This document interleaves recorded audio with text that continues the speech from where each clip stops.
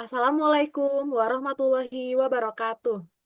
Perkenalkan, kami dari kelompok 6 dari program studi Teknik Industri untuk tugas besar mata kuliah pengantar Teknik Industri. Saya Orizal Fitariski dengan NIM 1020124008. Saya Muhammad Fajar dengan NIM 102012400286. Saya Najla Kineta Nanos dengan NIM 10201212400361. Saya Quraish Shihab dengan NIM 10201212400325. Dan di sini kami akan mempresentasikan tentang eh, tugas besar yang sudah dikerjakan pada slide PPT berikut. Yang pertama adalah saya akan menjelaskan tentang perbedaan ilmu teknik industri, teknik logistik, dan juga manajemen. Teknik industri sendiri adalah disiplin ilmu yang fokus pada pengoptimalan sistem dan operasi untuk meningkatkan efisiensi dan produktivitas. Yang kedua ada teknik logistik. Teknik logistik mempelajari perencanaan, pelaksanaan, dan pengendalian aliran barang dan informasi dari titik asal ke titik konsumsi.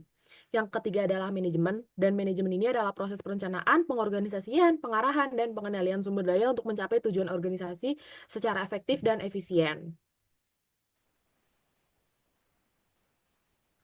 Di teknik industri sendiri ada beberapa bidang yang meliputi bidang studi ini, yaitu ada 14 yang utama, yaitu ada work design and measurement, operations research and analysis, engineering economic analysis, facilities engineering and energy management, quality and reliability engineering, ergonomics and manufacturers, operations engineering and management. Lalu ada supply chain management, engineering management, safety, information engineering, design and manufacturing engineering, product design and development, dan yang terakhir adalah system design and engineering.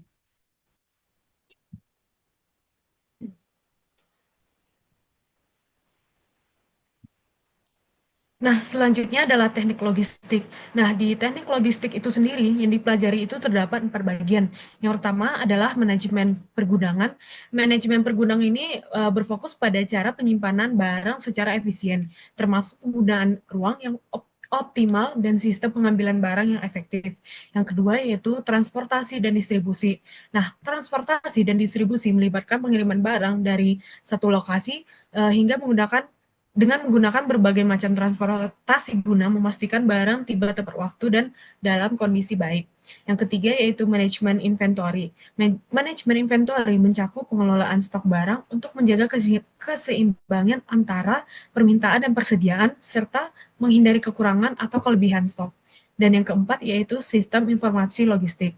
Nah, sistem informasi logistik ini adalah perangkat lunak dan teknologi yang digunakan untuk mengelola dan memantau semua aspek logistik, termasuk pelacakan pengiriman dan manajemen pergudangan. Nah, selanjutnya adalah manajemen. Nah, sedangkan manajemen ini yang dipelajari itu terbagi menjadi 2 bagian. Yang pertama itu adalah perencanaan dan pengendalian. Perencanaan dan pengendalian ini melibatkan penetapan tujuan dan langkah untuk mencapainya, sedangkan pengendalian ini memastikan pelaksanaan rencananya itu sesuai dengan target yang ditentukan. Yang kedua yaitu kepemimpinan dan organisasi. Kepemimpinan berkaitan dengan kemampuan mengarahkan dan memotivasi tim. Organisasi melibatkan pengaturan struktur untuk efisiensi operasional yang optimal. Oke, selanjutnya di sini ada sebuah kasus di mana di perusahaan X itu merupakan industri rumah tangga yang memproduksi satu jenis produk, yaitu keripik pedas. Nah, di perusahaan ini mereka mempekerjakan 21 orang pekerja tetap dan juga 32 orang pekerja borongan. Yang dimana pekerja tetap merupakan pekerja yang memperoleh gaji bulanan yang tidak tergantung dengan jumlah produk yang dihasilkan. Berbeda dengan pekerja borongan, di mana mereka memperoleh gaji mingguan yang bervariasi, tergantung dengan jumlah produk yang mereka hasilkan. Pekerja borongan hanya melakukan pekerjaan pengemasan ukuran kecil, sedangkan pekerja tetap mengerjakan seluruh proses produksi dan pengemasan ukuran besar. Pekerja borongan memperoleh upah sebesar Rp20 dari setiap kemasan kecil yang mereka hasilkan. Nah, di perusahaan ini juga mereka itu berproduksi dari pukul 7 pagi hingga pukul 5 sore, yang dimana setiap harinya itu mereka hanya memiliki waktu istirahat 2 jam. Dan juga mereka beroperasi selama 7 hari kerja dari Senin hingga Minggu. Perusahaan ini langsung mendistribusikan produknya dari lokasi produksi ke 7 lokasi pemasaran, yaitu yang pertama ada Purwakarta, ada Ciwidey 1, Sukabumi 1, Garut, Lembang, Ciwidey 2, dan juga Sukabumi 2. Mereka menggunakan alat pengangkut seperti satu buah mobil box dengan biaya bahan bakar bervariasi tergantung lokasi pemasaran yang akan dituju. Bahan baku utama yang digunakan dalam pembuatan di perusahaan ini adalah singkong. Pemasok pengantar singkong itu langsung ke lokasi produksi dan proses penimbangan singkong dilakukan di lokasi produksi.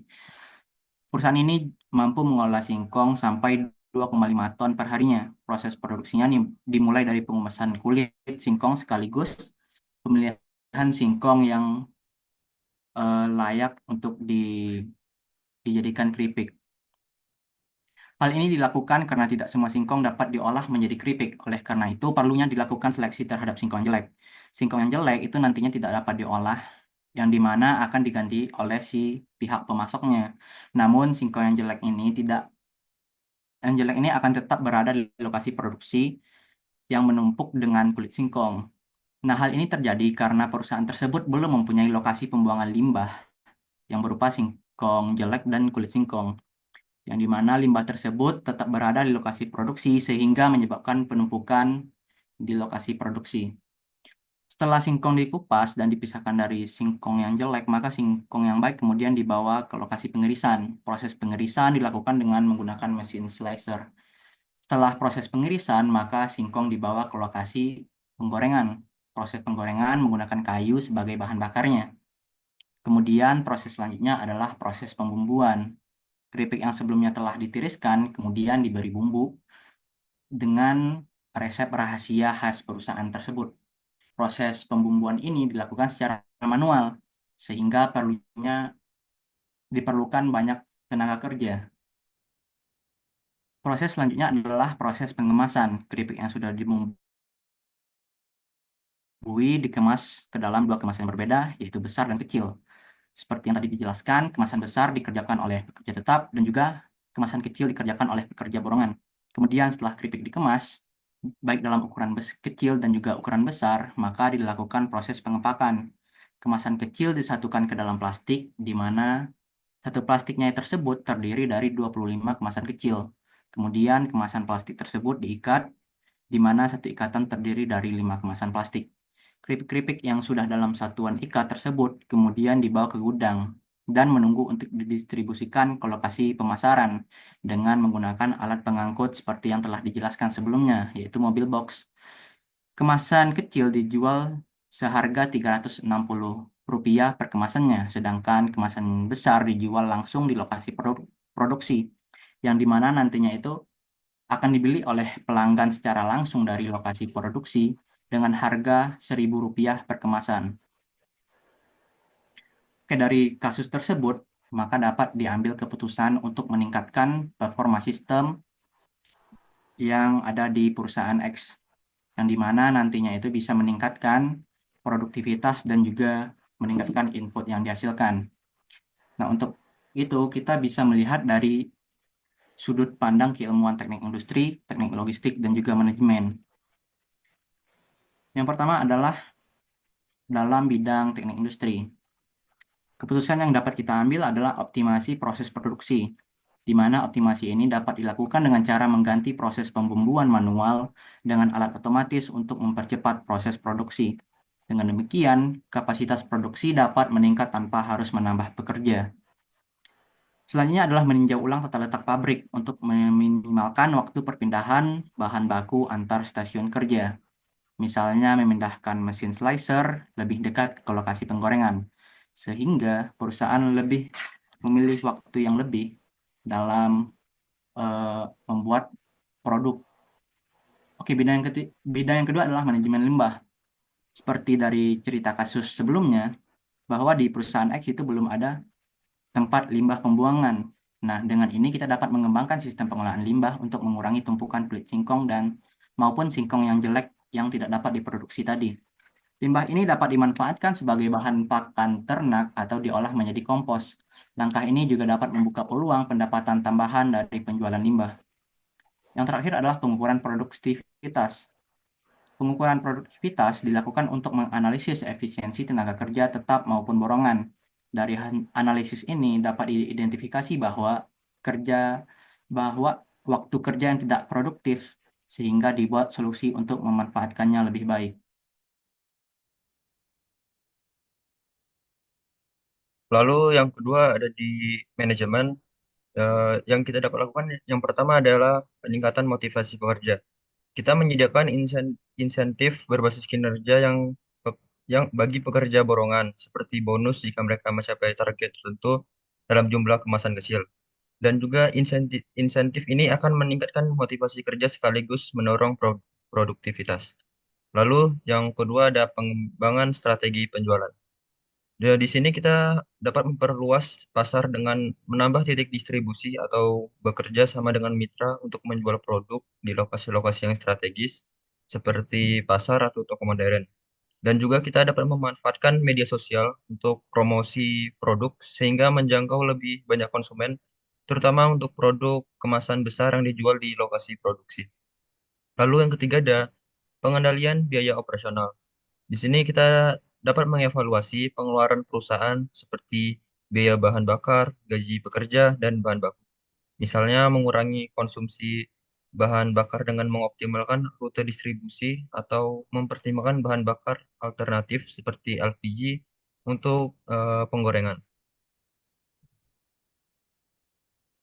Lalu selanjutnya ada di teknik logistik. Di sini yang pertama kita dapat mengoptimasi rute distribusi. Merancang rute distribusi yang lebih efisien ini dengan mengkelompokkan lokasi pemasaran yang berdekatan, sehingga dapat menghemat biaya bahan bakar. Misalnya menggabungkan pengiriman ke Ciwidey 1 dan Ciwidey 2 dalam satu perjalanan. Lalu yang kedua, peningkatan kapasitas transportasi. Jika volume distribusi terus meningkat, pertimbangan untuk menambah kendaraan operasional atau menyewa kendaraan saat permintaan tinggi. Langkah ini akan membantu memenuhi kebutuhan distribusi tanpa penundaan. Lalu yang ketiga ada manajemen inventory. Di sini kita mengadopsi sistem inventory berbasis teknologi untuk memonitor stok bahan baku dan produk jadi secara real time. Dengan sistem ini, penumpukan bahan atau kekurangan stok dapat kita cegah. Lalu yang keempat ada pemanfaatan gudang. Di sini kita meningkatkan kapasitas gudang atau mencari lokasi alternatif untuk gudang sementara.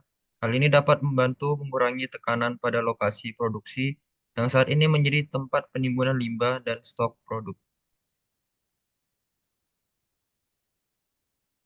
Eh, Sekian untuk penyelesaian dan keputusan-keputusan yang kita ambil untuk menyelesaikan studi kasus yang diberikan, dan berikut juga kita sudah mempresentasikan presentasi dari kelompok kita. Untuk kurang dan lebihnya mohon maaf dan terima kasih atas perhatiannya. Wassalamualaikum warahmatullahi Waalaikumsalam wabarakatuh. warahmatullahi wabarakatuh.